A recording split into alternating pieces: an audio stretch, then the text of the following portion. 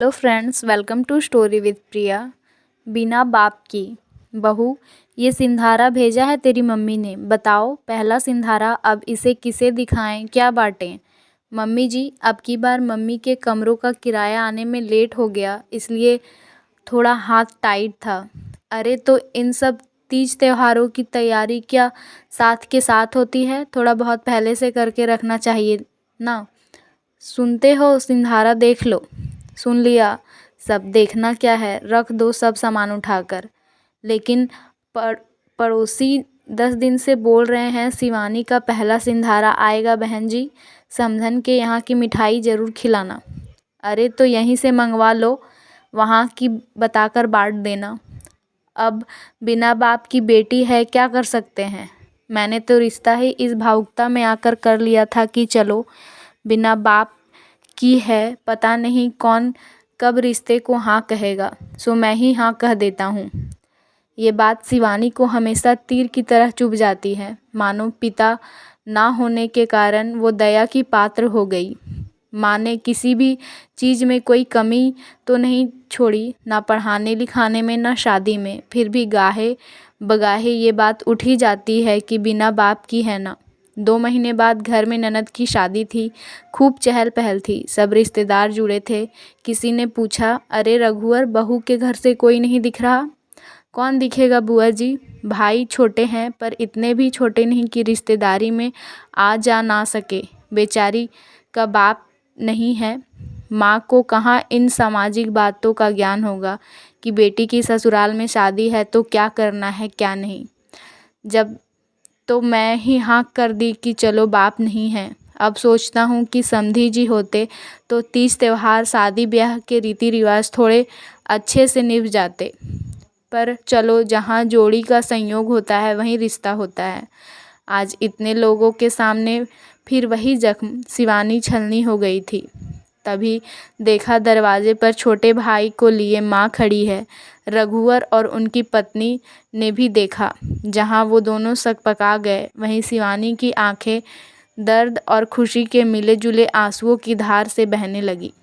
उर्मिला जी यानी शिवानी की मम्मी सधे हुए और आत्मविश्वास भरे कदमों से आगे बढ़ने लगी। दोनों का अभिवादन किया। जैसे ही शिवानी को गले लगाया, वो फूट फूट कर रो पड़ी। अपने हृदय पर पत्थर रख उसे चुप कराया। फिर रघुवर जी की तरफ देखते हुए उनकी पत्नी से कहा, बहन जी, बाहर गाड़ी में शगुन का सामान है, जितना हम दोनों ला सके ले आए, बाकी आप कृपया उतरवा लीजिए। वो बोली, अरे इतना सब करने की क्या ज़रूरत थी बहन जी, ये तो बस चाहते थे कि बहू की तरफ से कोई भी सम्मिलित हो ब्याह में।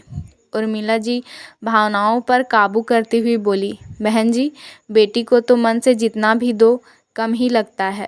दरअसल परसों शिवानी के पापा मेरे सपने में आए और बोले, उर्मिला, मेरे ना होने पर तूने सिंधारा देने में गड़बड़ कर दी। मेरे समधी को मेरी कमी महसूस होती है बहुत। अब की बार कुछ गलत मत करना। रघुवर जी बहुत ही असहज होकर इधर उधर देखने लगे।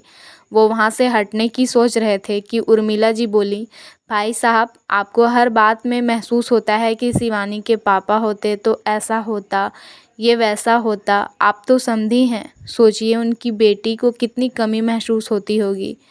वो भी यही सोचती होगी कि पापा होते तो ये कहती, ये करती। मुझे उम्मीद थी कि आप पिता की कमी पूरी करेंगे, पर आप तो स्वयं उसे यही कमी महसूस कराते रहते हैं। शिवानी के पापा नहीं होकर भी उसके साथ हैं, मेरे साथ हैं, आपको कभी कोई शिकायत नहीं मिलेगी। फिर बेटी की तरफ घूमकर बोली, बेटा, कोई भी बात हो मुझे बोलना, तेरे पापा से डिस्कस करके ही कुछ करूँगी।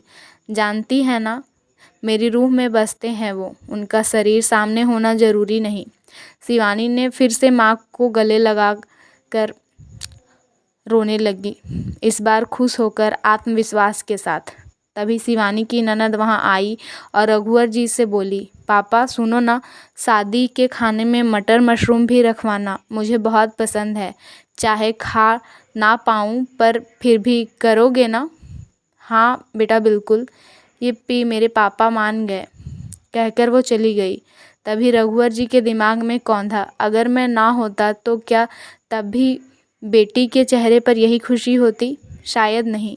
शिवानी की माँ वहाँ आए मेहमानों से मिल रही थी। शिवानी बहुत उत्साहित होकर सबसे उनका परिचय करा रही थी और रघुवर जी कभी वहाँ रखे सामान को और कभी अभी अपनी बेटी को देख रहे थे। थैंक यू फ्रेंड्स, स्टोरी को एंड तक सुनने के लिए।